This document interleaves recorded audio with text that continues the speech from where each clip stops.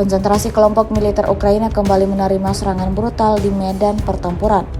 Pasalnya anggota militer Vladimir Putin yang terus intens mengirimkan serangan balasan ke arah titik vital musuhnya itu. Seperti yang terlihat dalam sebuah rekaman yang ramai beredar di aplikasi perpesanan Telegram pada Jumat 29 Maret 2024. Di mana dalam video menampilkan sejumlah ledakan dahsyat dan kepulan asap yang tebal terjadi di konsentrasi Ukraina. Keterangan unggahan menyebutkan awak Howitzer 152 mm Giachin B berhasil menyesuaikan perhitungan UAV Zala dari pasukan lintas udara.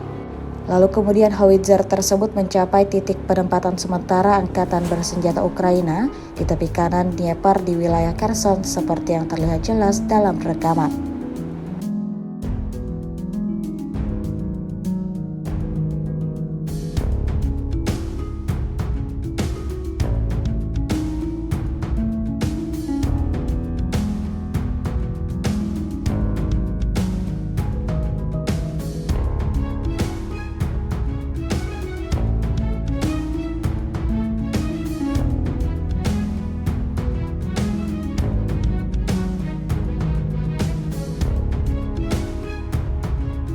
Download Tribun X sekarang, menghadirkan lokal menjadi Indonesia.